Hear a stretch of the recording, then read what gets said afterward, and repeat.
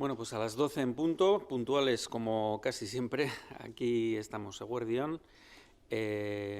Buenas tardes. Vamos a hablar ahora de un tema que ya hemos tocado en alguna otra conferencia anterior, que es muy importante en temas de emprendimiento, y es el tema de inversión, preinversión en emprendimiento social y sostenible. Para ello vamos a celebrar una mesa redonda en la que tenemos tres invitados y voy a pasar a presentarlos. En primer lugar, Jorge Aranzabe Pablos, que es director de inversiones de gestión de capital riesgo del País Vasco. Ha participado en multitud de operaciones de financiación de startups en Euskadi. Gracias. Tenemos también a Jon Hoyos Iruarrizaga, que es profesor agregado de la Universidad del País Vasco, de la Euskal Herriko Unibertsitatea, del área de Economía Financiera y Contabilidad, en el Departamento de Economía Financiera. Es doctor en Ciencias Económicas y Empresariales, con su tesis doctoral Financiación del proceso de startup, un doble enfoque Business Angel Emprendedor. Actualmente es codirector del Máster en Emprendimiento y Dirección de Empresas MBAE 3 de la Universidad del País Vasco, Euskal Herriko Unibertsitatea. Sus principales áreas de investigación y conocimiento están relacionadas con el emprendimiento y la creación de empresas, y en particular en el campo de la financiación de nuevas empresas de base tecnológica. Y ya por último, quien va a moderar la mesa redonda es Mariluz del Cura, que es coordinadora de la Comunidad de Acción Emprendedora de Economistac, del Colegio Vasco de Economistas. Mariluz, cuando quieras. Muchas gracias, Iñaki. Bueno, sobre todo, pues, bueno, egun on guztioi y daros las gracias a todos los que habéis mostrado interés por esta jornada y, como no, dar las gracias también a Jorge y a Jon por aceptar la invitación de hablar de un tema que bueno, pues creo que tiene un interés muy actual. Como ha comentado Iñaki, yo soy coordinadora de lo que es la Comunidad de Acción Emprendedora del Colegio Vasco de Economistas, que es una comunidad que está formada por profesionales que trabajamos en el ámbito del emprendizaje y, bueno, pues de distintos ámbitos además. Y, bueno, dentro de todas nuestras sensibilidades, o no sé cómo decirlo, dentro de todas de nuestros trabajos o de de todas las acciones que estamos realizando desde el colegio, tenemos una sensibilidad muy clara, sobre todo hacia la financiación, hacia todos esos emprendedores que quieren cristalizar sus ideas, que quieren sacarlas adelante y que se encuentran con un problema a la hora de buscar financiación. ¿De acuerdo? También es cierto que somos conscientes de una nueva realidad. Existen ahora mismo una cantidad de nuevos operadores que dentro de este ecosistema del emprendimiento, del emprendizaje, vemos que sí que están llegando a esas startups y a conseguir que estas mismas startups tengan un acceso a la inversión. ¿De acuerdo? Entonces, como tal, dentro de todos estos operadores que estoy diciendo, aparecen los fondos de impacto. Es verdad que muchas veces las palabras, bueno, pues hay que explicarlas, ¿de acuerdo? Entonces, los fondos de impacto creemos que ahora mismo, bueno, pues hemos estado hablando anteriormente de ODS, a lo largo de la mañana también se han oído muchas alusiones al tema de la financiación. Entonces, nosotros creemos que ahora mismo los fondos de impacto es algo que hay que explicar, que hay que acercar al emprendedor, para que conozcan un poco más sobre ellos y ver si también, bueno, pues ellos tienen acceso de alguna manera a estos fondos. Y qué mejor que bueno, pues escuchar a Jon y a Jorge. No tengo mucho más que añadir. Creo que es un tema que da mucho de sí y queremos dejar mucho tiempo para que todos vosotros pues, podáis hacer todas las preguntas que queráis, hasta la 1:45, que me parece que es el límite. Entonces, sin más dilación, le voy a dar paso inicialmente a Jon, que quería contextualizar un poco el concepto y nada, pues aurrera, Jon. Eskerrik asko, Mariluz, y gracias al Colegio Vasco de Economistas por invitarme a participar en esta semana. Bueno, pues yo me gustaría en esta primera intervención contextualizar y realmente definir qué es esto de la inversión de impacto, ¿no? ¿A qué nos referimos cuando estamos hablando de inversión de impacto? y de alguna manera establecer el marco en el que contextualizamos esta tipología de inversión, que para mí no deja de ser una pieza en un mosaico de muchísimas piezas que todas van en una dirección, y es contribuir a conseguir ese objetivo supranacional que nos concierne a todos como sociedad, que es, en el caso de la Unión Europea, pues bueno, alcanzar ese objetivo de que en el año 2050 seamos un continente neutral climáticamente, ¿no? Entonces, vamos a ver, yo diría que la inversión de impacto, por contextualizarlo, es una tipología de inversión socialmente responsable. Vamos a ver, la inversión socialmente responsable no es algo nuevo. Ya a mitad del siglo XX, gestoras de carteras de activos vetaban determinados sectores de actividad en sus estrategias de inversión: industria armamentística, tabaco, alcohol, es decir, sectores de actividad que generaban un perjuicio a nivel social. Luego recordaréis que en el año 2005 la ONU estableció los principios de inversión responsable, y es cuando se desarrollaron los criterios ESG, ¿vale? Todos los conoceréis. En estos momentos, si vais a una entidad financiera a contratar un fondo de inversión, veréis que muchos tienen esa coletilla ESG. ¿Eso qué significa? Pues que teóricamente las empresas en las que invierte ese producto cumplen determinados objetivos de índole social, medioambiental y de buena gobernanza corporativa. Bien, hasta ahí. ¿Qué es la inversión de impacto? Bueno, yo la inversión de impacto diría que es un peldaño más en esta secuencia. Es decir, en la taxonomía de inversiones socialmente responsables en función del grado de compromiso con la sostenibilidad. Entonces, fijaros, yo creo que hay un cambio de paradigma en la inversión de impacto, porque por primera vez se trata de conciliar los retornos económicos o financieros tradicionales con retornos medioambientales y sociales. Yo creo que la principal característica de esta inversión es lo que los técnicos llaman la intencionalidad. Es decir, ya no son empresas respetuosas con o que hacen determinadas actividades en clave social o medioambiental. Serían compañías o proyectos cuyas propuestas de valor o cuyas soluciones en forma de productos y servicios están totalmente alineados con solucionar determinados retos sociales o medioambientales que están pendientes de solución o que no están solucionados directamente, ¿no? Por lo tanto, fijaros que la característica que define a esta inversión de impacto es la medición. Los retornos económicos llevamos más de un siglo y sabemos perfectamente medirlos. Tenemos un lenguaje universal que proviene de la contabilidad y de las finanzas, donde sabemos perfectamente calcular, cuantificar los retornos económicos. ¿Qué pasa? Que no pasa lo mismo, de momento, con los retornos medioambientales y sociales. Pero si queremos ser inversión de impacto, debemos ser capaces de medir esos retornos. Y aquí es donde nos encontramos. Los que estéis un poco familiarizados con este tema, seguramente conoceréis metodologías, hay múltiples, que tratan precisamente de medir estos retornos. ¿Qué pasa? Pues que no tenemos un lenguaje común. Falta un marco homogéneo que nos permita que esos retornos no solo puedan ser medibles, sino puedan ser comparables. Porque si no son comparables y verificables, ¿qué pasa? Pues que vamos a correr un serio riesgo del impact washing, que se llama, ¿no? Es decir, una lavada de cara de impacto. Yo ya os adelanto que el impacto va a ser una palabra de moda en los próximos años. Y como toda palabra de moda, corre el riesgo de ser pervertida, ¿no? Si no dejamos claro cuáles son los parámetros bajo los cuales entroncamos este concepto.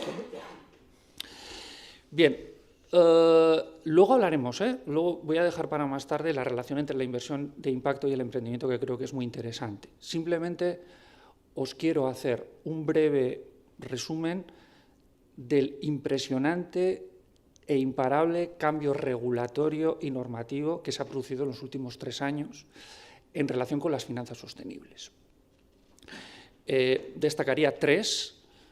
Una es la taxonomía climática, que os tiene que sonar, porque se aprobó en el año 2020, que simplemente lo que, bueno, hay 6 objetivos, únicamente se han desplegado 2, que es el objetivo de adaptación y mitigación del cambio climático, pero simplemente se trata de definir todas y cada una de las actividades económicas y cómo a cada una de ellas impacta en el objetivo de la sostenibilidad. Puedo hacerlo positivamente, negativamente, sería el color marrón.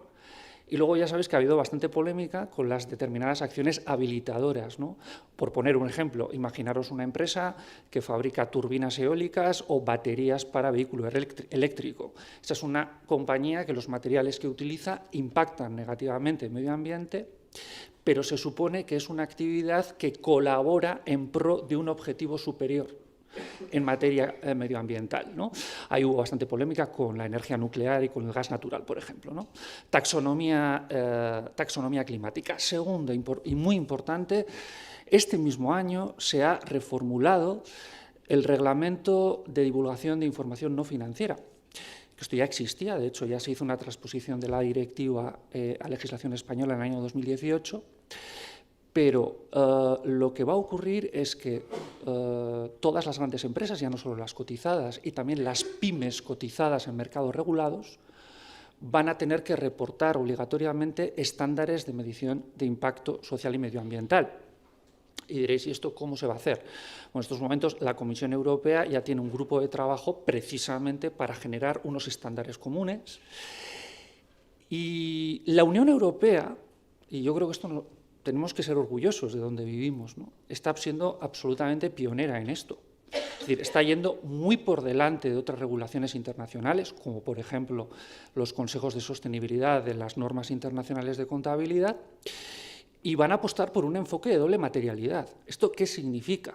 Que ya no solo vas a tener que medir el impacto de la sostenibilidad en resultados financieros, sino el impacto de la sostenibilidad en retornos para otros stakeholders, diferentes a los accionistas o a la empresa per se. Veremos porque esto va a ser importante y ya no solo para grandes empresas y pequeñas, esto va a ir llegando en cascada y luego hablaremos de las oportunidades que va a tener el emprendimiento de alto impacto en este marco.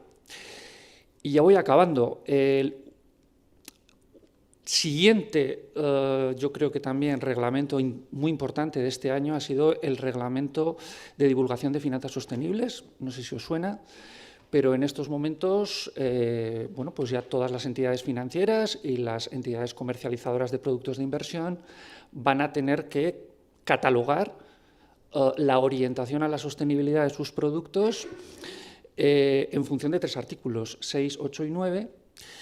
El 9 sería el más exigente en términos de sostenibilidad, y aquí es donde hay una pequeña polémica, porque la inversión de impacto teóricamente estaría catalogada en este artículo 9, pero no todos los productos que sean catalogados en el artículo 9 serían inversión de impacto per se. Yo creo que ha habido una falta, digamos, de oportunidad del regulador de incorporar una categoría más para incorporar estos fondos de capital privado mucho más próximos al proyecto, donde hacen una medición muchísimo más exhaustiva de estos retornos sociales y medioambientales. Pero bueno, esta es la situación en la que estamos. Entonces, bueno, yo creo que esto es imparable. Realmente nos hemos dado cuenta de que no solo tenemos que implementar cambios, sino que hay que hacerlos de manera muy acelerada, y si no contamos con las finanzas, pero ya no hablamos de programas de ayudas públicas, hablamos de los grandes mercados de financiación, del sistema financiero, es decir, que el sistema financiero sea capaz de canalizar en mayor medida flujos de capital a proyectos que apuesten por la sostenibilidad, no llegamos. Y en eso estamos. Y luego ya, si queréis, pasamos ya más a lo micro, pero doy paso igual a Jorge mejor. Sí. Gracias. Adelante, Jorge. Vale, oye, gracias al Colegio de Economistas, gracias Mariluz, gracias Iñaki, gracias John, gracias a todos por estar aquí escuchando las cosas que diré. No sé si será interesante eso o no, pero intentaré aportar lo que se pueda. Bueno, al hilo de lo que hablamos del tema sostenible, hay una...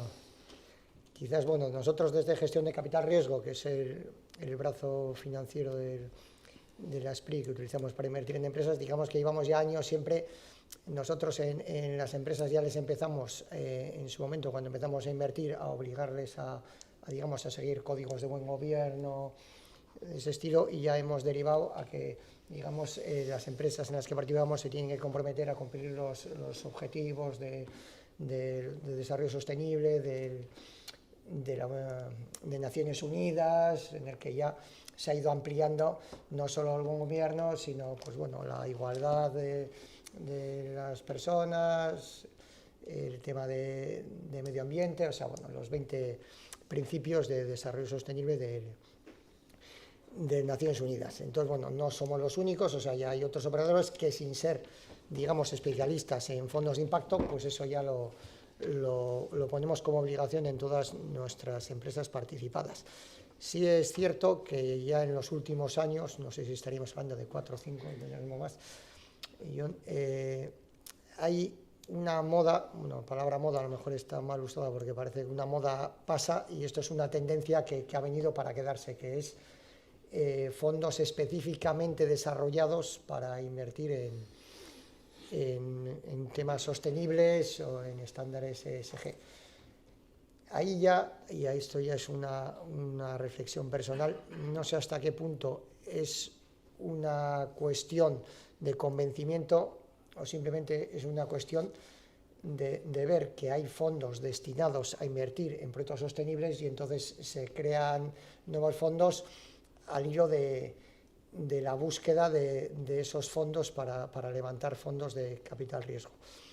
Esto quiere decir que desde las grandes corporaciones, o sea, pues los Iberdrola, Repsol, Naturgy, Enagás, todas las grandes corporaciones españolas y extranjeras, ya por exigencias de sus, quizás de sus accionistas que les han ido presionando, ya han apartado o han dedicado una parte de sus fondos que llegan a inversiones a invertir en fondos sostenibles. Entonces, ¿hasta qué punto lo hacen de forma convencida o simplemente para cumplir con lo que la sociedad les está exigiendo? Eso es algo que a mí me cabe la duda, pero lo que sí es cierto es que está habiendo una eclosión o muchos fondos con objetivo sostenible que se están creando para atraer inversores, porque ahora mismo, digamos, se crean muchos fondos de riesgo y todos se están pegando por los mismos inversores.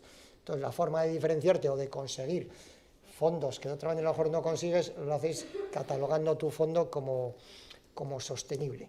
Entonces, ahora mismo hay un montón de fondos sostenibles en el mercado que ahora mismo se están pegando por buscar proyectos que se catalogan como sostenibles. Y ahí el abanico es inmenso, porque claro, descarbonización es un objetivo sostenible. Todo lo que tenga que ver con el vehículo eléctrico, aunque sea generar unas piezas o algún software que vaya en el motor para ser más eficiente energéticamente o que la electricidad, que los coches tengan mayor recorrido, mayor autonomía, eso puede ser catalogado como sostenible. Todo tema biomédico o médico que tenga que ver con generación de vacunas, quizás con países en desarrollo, eso también es sostenible. O sea, podemos correr el riesgo de aceptar pulpo como animal de compañía. O sea, ¿qué es sostenible? ¿Qué es a donde iba John de cómo se mide todo esto? O sea, ahora mismo el sostenible es una palabra que se está usando, el marco es absolutamente amplio y tiene fronteras, pues porque puedes estar en uno o en otro. Ahí, ya al hilo de la regulación también, este año es el primer año en el que la CNMV exige a los fondos catalogados en el artículo 8 y 9 a que junto con el informe de auditoría hagan un informe de sostenibilidad. Entonces, quizás el reto que vamos a tener a futuro es la medición, el fijar unos estándares de medición, igual que tenemos unos estándares de contabilidad internacionales, que nos digan qué realmente se puede considerar sostenible y cuál pues realmente no es sostenible, porque la frontera pues es difusa. Y yo creo que con esto... Por coger un poco el guante de John con el apartado micro, sí me gustaría un poco aterrizar en el colectivo de emprendedor. Entonces, ¿cuáles son las claves realmente de los proyectos para conquistar a esos inversores sociales? Vamos a ver. Lo primero es que tienes que saber qué tipo de proyecto tienes entre manos, ¿no? Porque, a ver, emprendimiento social ha habido siempre. Yo creo que ha habido, en el emprendimiento social se han difuminado las fronteras, ¿no? Antes el emprendimiento social siempre se asociaba a empresas que primaban el retorno social para, empresas de inserción social, para favorecer la inserción de colectivos vulnerables, etcétera, etcétera, ¿no? Eso existe, tiene que existir y tienen que tener sus propios fondos de emprendimiento. ¿Qué estamos viendo ahora? Que la startup tecnológica, digamos, más escalable o más tradicional, puede entrar también en el emprendimiento social si es capaz de demostrar esos retornos a nivel social y medioambiental. Entonces, ¿yo qué diría? Pues que si realmente tú tienes entre manos un proyecto cuya propuesta de valor está directamente alineada con ODS, aprovecha, primero, eso para implementarlo en clave interna desde el principio, ya trata de establecer metodologías para tratar de medir esos impactos. Independientemente de que la regulación te obligue o no, no te va a obligar porque eres una microempresa. Porque esto, ¿cómo se puede ver? Lo puedes ver como una obligación de la normativa. Cuando te llegue, pago un consultor externo y me hace los indicadores, tenemos ejemplos miles, la calidad, si empezamos a pensar, o voy a aprovecharlo como una oportunidad en clave interna para realmente ir por delante de la regulación, ¿no? Eso, si tú lo implementas desde el principio, y además vas a tener una ventaja respecto a una gran empresa. En una gran empresa van a tener más medios para hacer esta implementación, pero ¿qué van a tener? Resistencias e inercias desde el punto de vista de la cultura y dificultades desde el punto de vista de la gestión operativa. En una startup, tú eso es una carta que tienes a tu favor. Si realmente desde el principio, desde el momento de la fundación, incluso antes de contratar empleados, eso forma parte de tus valores y de tu ADN, no, es que en esta compañía vamos a estructurar un sistema en el que vamos a medir retornos económicos, pero también retornos medioambientales y sociales. Eso va a ir calando en tu estructura cuando contrates empleados, en tu gestión operativa. Si esto lo haces y realmente eso empapa en tu ADN, en tu cultura, lo que te va a permitir es acceder a los fondos de inversión de impacto buenos. Primero, porque te van a entender, porque un fondo de inversión de impacto, si es de impacto, va a entender lo que estás haciendo y va a tener mucho interés en esos retornos medibles a nivel social y medioambiental. Y luego te va a diferenciar. Y luego una cosa, no sé si sabéis que este año se ha aprobado, igual habéis hablado de ello, una nueva forma jurídica, las sociedades de beneficio e interés común, que es una forma jurídica en la que en los estatutos de la compañía explícitamente tú fijas un propósito social y te comprometes a que va a haber una evaluación independiente y rigurosa de tus desempeños a nivel social y medioambiental. Utilizar esa forma jurídica, que es desde ayer, creo que ha sido la ley Crea y Crece, se llama, ¿no?, de este mismo año, en sí mismo ya te está señalizando también. Por lo tanto, yo creo que tiene que partir del autodiagnóstico, ¿no? Insisto, si realmente tu propuesta de valor está perfectamente alineada, ¿no? Correcto. Jorge, no sé si quieres aportar algo en este tema. Sí, bueno, es abundar en lo que ha comentado yo, ¿no? Es decir, a la hora de cuando se acerca un emprendedor con su startup a donde un inversor viene lógicamente con un plan de negocio, un business plan. Ese business plan que analiza normalmente la estrategia y sus proyecciones financieras. Si lo que quieres es orientarte a unos fondos de impacto, que ahora mismo hay bastantes fondos de impacto en el mercado que no consiguen captar el nivel de proyectos que necesitan, es decir, están buscando proyectos, en ese business plan, junto con la rentabilidad económica, las proyecciones económicas, tendrías ya que poner cuál es el beneficio social que está generando esa startup, es decir, ofrecérselo ya al inversor, que ya lo vea, sin que sea él el que diga, pues esta inversión que es de un tema de vacunas en países desarrollados, puedo considerar no sé qué, sino que tú ya estás viendo, esto se considera por A, B, C, o sea, vamos a la misión, te estás adelantando y ya indicándole cuál es, desde qué punto de vista consideras tú que puede encajar dentro de esos beneficios sociales que tienen que buscar los fondos de impacto. Muy bien. No sé, Iñaki, si hay alguna pregunta a través del... De momento no. Yo os haría una también, que sería, ¿qué itinerarios financieros son posibles para proyectos prometedores que quieran afrontar procesos de crecimiento en solitario una vez han superado ya esas primeras fases iniciales, ¿no? ¿Cuáles son las particularidades de necesidad financiera de los proyectos que se centran en retos ambientales y de sostenibilidad? ¿Son distintas a las de un proyecto normal o de otro tipo de proyectos, vamos? Jorge, empieza tú. Bueno, empiezo. A ver, el itinerario, yo creo que ahora mismo, es decir, cualquier emprendedor que tenga ganas de hacer un proyecto va a encontrar tanto, desde luego, apoyo público. Aquí estamos en DEMA, está el BIC Esquerra de Alau, en donde primero se le dotan de unas ayudas para que empiece a lanzarse y luego pues ya también se le asesora en por dónde tiene que dar con un mentor que le ayuda, digamos, que le asesora. Posteriormente existen ya una serie de ayudas financieras, en el cual, por ejemplo, nosotros desde Gestión de Capital Riesgo entramos con un ticket pequeño en temas de emprendizaje con 100.000 euros que pueden ir asociados a unos préstamos que da el Instituto Vasco de Finanzas, 200.000 euros.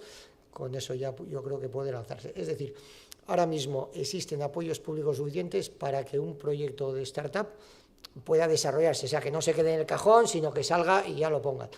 Posteriormente, hasta el momento, es decir, ahora estamos en un escenario financiero que está cambiando por la subida de tipos de interés, pero hasta el momento existía un interés o un montón de dinero en el mercado buscando proyectos para invertir, tanto maduros como startups, que yo creo que ahora mismo con el escenario financiero eso va a poder reducirse, pero hasta el momento había dinero suficiente. Entonces, todo proyecto que esté bien armado, que tenga equipo, tenga proyecto y tenga expectativas, yo creo que no va a tener problemas para encontrar financiación. Si ya lo orientamos al tema del emprendizaje en proyectos sociales y sostenibles, pues como hemos hablado, ahora mismo hay más interés en esos proyectos, es decir, hay verticales, pues eso, hay muchos, también hay algunos que solo están orientados a energías limpias, otros que tengan impacto en la salud de la gente, y también con la pandemia, otra de las cosas que también ha sucedido, que vuelve a haber un interés por los proyectos biotecnológicos de salud, porque al final, pues para que eso es, o sea, al final la sociedad tiene que seguir existiendo, tiene que haber salud, y se ha visto que hay mejoras que pueden ser, que la tecnología puede mejorar mucho, tanto la calidad de vida a nivel de curar, como también de alargar la vida de la gente. Entonces, ahí, si nos orientamos a esos proyectos, simplemente, como hemos dicho antes, el focalizar o el marcar o demostrar cuál es el beneficio que supone, pero en principio yo entiendo que existen tanto herramientas públicas como privadas suficientes para que los proyectos de emprendizaje salgan adelante o tengan la posibilidad de demostrar que son viables. Sí.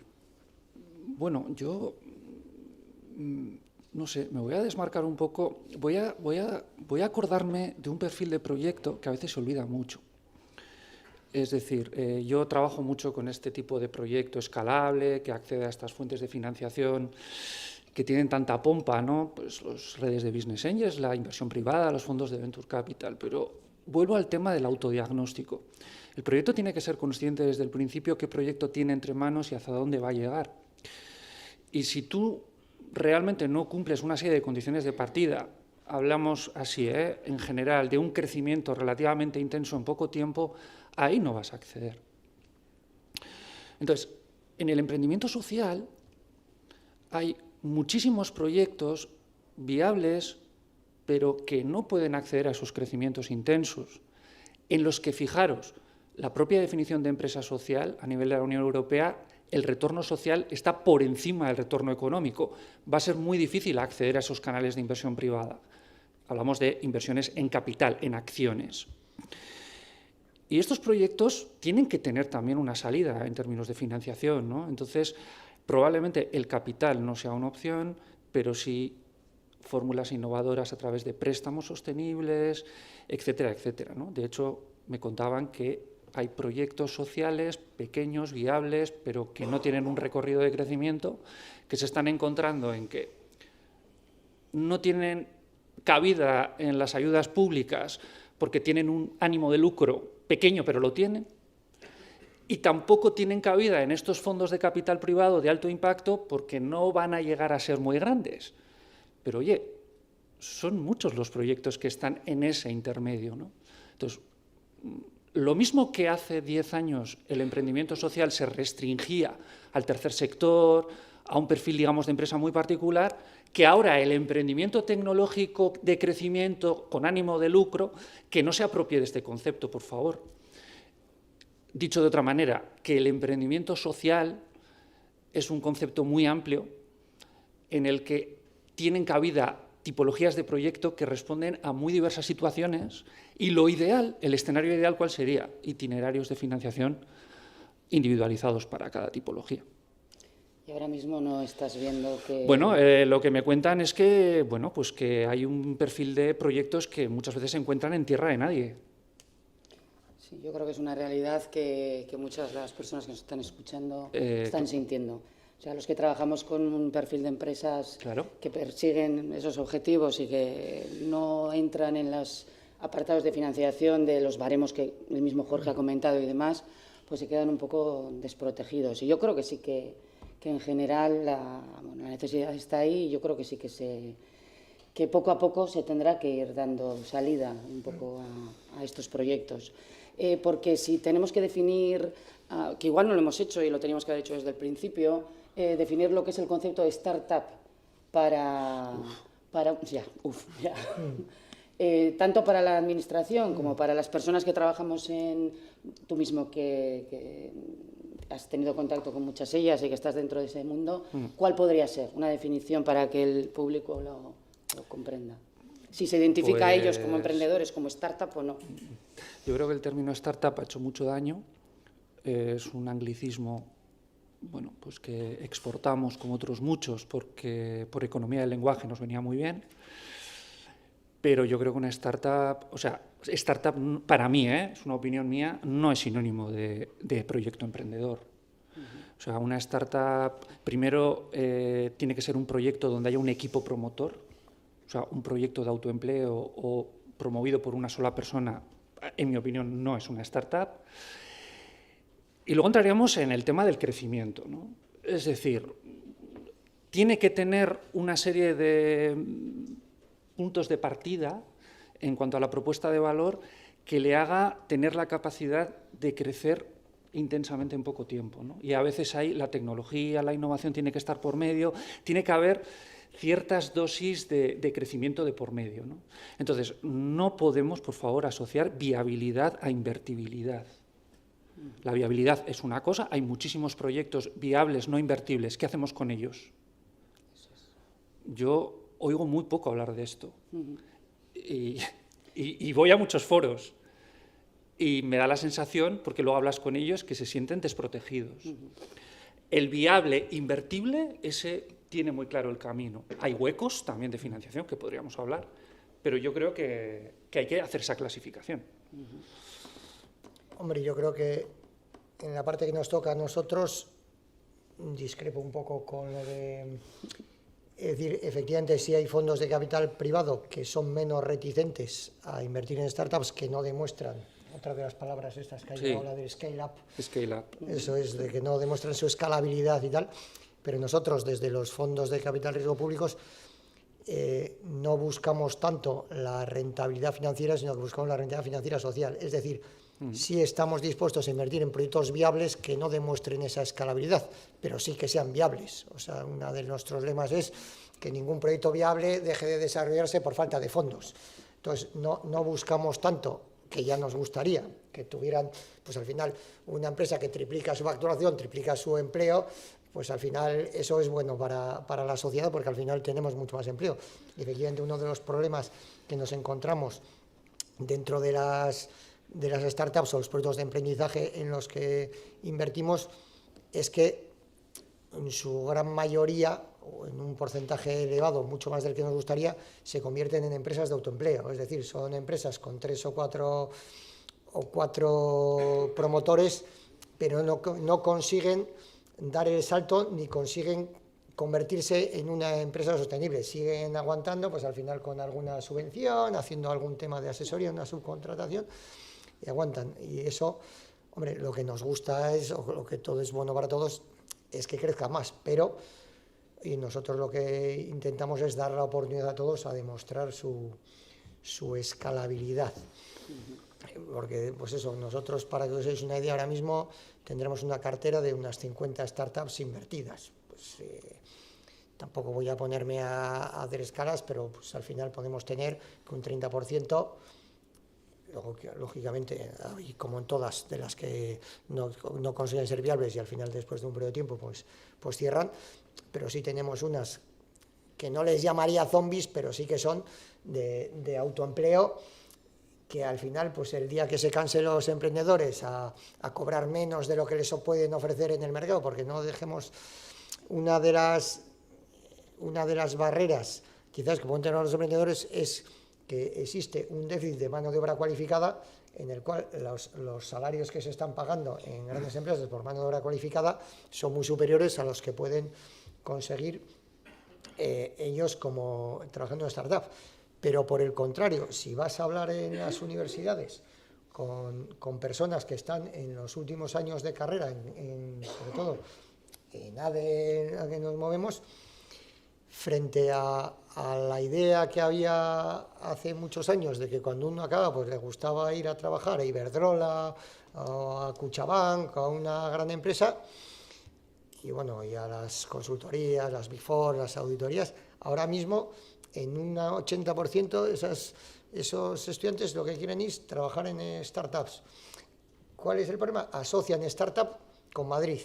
O sea, pues ir a las vías de Google o algunas startups que se mueven por ahí. O sea, quitando Google, digo, startups. Claro, tenemos que conseguir que sigan con esa misma idea de ir a trabajar en startups, porque es gente con talento, y tenemos que conseguir que visualicen que el terreno donde puede haber muchas startups es Euskadi.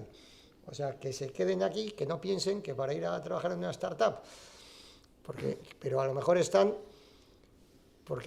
pensando en la cultura del pelotazo, de que es una startup, me van a dar una parte del accionariado, unas stocks, unas phantom shares, y luego resulta que a los 30 años voy a ser millonario. O sea, no sé, porque tampoco estoy dentro de su cabeza, si lo que están mirando es porque es una manera de tener unos rendimientos o unos ingresos rápidos, o realmente porque lo que están oyendo, lo que están viendo en series o en películas, les parece que la vida en una startup es como divertida, va tiene futbolines y cosas de eso. Entonces digo que también hay balanzas que hay que saber por dónde nos movemos. No sé si hay alguna pregunta, que si no sigo yo. En el auditorio no tenemos, en YouTube tampoco nos ha... Tampoco, pues comento yo una cosa que tengo yo aquí en la cabeza, volviendo un poco al tema del impacto y la relación de los ODS, que digamos que es una de las palabras recurrentes que están saliendo aquí y también en el entorno. Por dar pistas, no lo sé, ¿existe algún marco de referencia dentro de los fondos de inversión para que ciertas ODS sean más interesantes a la hora de poder invertir estos fondos en ellas? Más interesantes, no sé si es la palabra, o que haya más iniciativas mejor medibles, no lo sé. Bueno, a ver, yo creo que está mucho más desarrollada toda la parte relacionada con medio ambiente. De hecho, la taxonomía climática por algo ha aparecido antes, porque la medición de resultados ambientales es susceptible de ser medida en mayor medida con objetivos cuantitativos y con medidores cuantitativos basados en evidencia científica, etcétera. para mirar tu huella de carbono, tu huella ambiental, tu huella hídrica, etcétera, etcétera. ¿Qué pasa? Que falta la taxonomía social. La taxonomía social se va a hacer, pero ya se está diciendo que va a ser mucho más complicado. Eso, cómo se aterriza a objetivos cuantitativos. ¿Y qué va a pasar con la parte cualitativa? ¿Se va a prescindir de la parte cualitativa? Y si no se prescinde eso, ¿cómo se va a armonizar para que esa información sea directamente comparable? Hasta que esos marcos generales que se están desarrollando, es que estamos en ello. O sea, ahora mismo, no sé, igual dentro de 5 años estamos en esta sala y podemos dar alguna pista más. No estén lo suficientemente organizados, la inversión va a ir un poco a ciegas. Pero se ha avanzado mucho. Estamos hablando de que la taxonomía climática es del año 2020, de que en estos momentos la Comisión Europea está ya haciendo unos estándares de medición de impacto ambiental que sean comunes para todos, ¿no? Y una cosa sí quería decir, que antes creo que lo he comentado. Yo cuando empecé a trabajar en estos temas me hartaba de escuchar Estados Unidos va por delante, o sea, todo lo que tenía que ver con inversión ligada a tecnología, venture capital, etc., etc. ¿Por qué? Porque nos llevaban 50 años de ventaja en los procesos de transferencia tecnológica, etc. Europa en estos momentos, en lo que es inversión dirigida a compañías de propósito, que es ese término que espero que ya os empiece a sonar, ese es el término que nos vamos a dar de compañía tecnológica alineada con ODS, compañía de propósito, en Francia son compañías de misión. Bueno, Europa lidera por mucho la inversión respecto a Estados Unidos. Esto abre una ventanilla de oportunidades tremenda a las compañías que se vayan a generar en nuestro continente, porque lo que vamos a hacer es tener muchísima ventaja respecto a ellos, o respecto a otras zonas, ¿no? Entonces, bueno, eso es un poco lo que te diría. Marcos, hay muchísimos. Si podéis entrar en web, metodologías de medición de impacto se han desarrollado muchas. El problema es un poquito la estandarización, ¿no? Sí, bueno, yo creo que ahora mismo es una ventana de oportunidad. Como he dicho antes, ahora se han creado muchos fondos de impacto que no tienen proyectos y ahora tienen que ir a buscar proyectos. O sea, y al final los fondos de capital riesgo o de capital privado o de venture capital tienen un periodo para invertir, es decir, no pueden esperar, o sea, tienen desde que ingeniero tienen 3 años para invertirlo. Entonces, estos fondos son de reciente creación, con lo cual nos encontramos en el que están pues unos cuantos fondos creados en el mismo momento que tienen que invertir en el mismo periodo de tiempo buscando proyectos. Ahora mismo la orientación ODS lo que les sirve es como un filtro de selección, o sea, primero si pasan sus criterios y luego ya tienen que hacer el análisis normal que harían con cualquier empresa invertible, que es, oye, ¿qué rentabilidad le puedo sacar? ¿Qué proyección tiene esta empresa? ¿Y dónde está? ¿Y cómo puedo hacerla crecer? ¿Y dónde está mi rentabilidad? O sea, en eso el análisis va a ser idéntico. Lo que le va a servir el tema de ODS es para que ese fondo estudie ese análisis o no.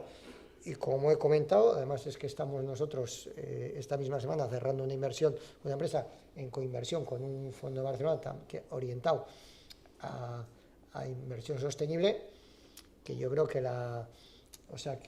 tiene el embudo bastante ancho a la hora de definir qué es invertible dentro de los ODS. Entonces, si eres una startup que tienes, que a lo mejor piensas que no, pero que si te paras y te pones a pensar a ver si encaja dentro de los parámetros y lo empiezas ya a venderlo así, pues yo creo que tienes más posibilidades de conseguir financiación ahora.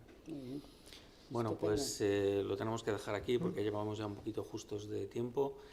Muchísimas gracias a los tres, a Jorge Aranzabe, a Jon Hoyos y a Mariluz del Cura. Eskerrik asko. Gracias.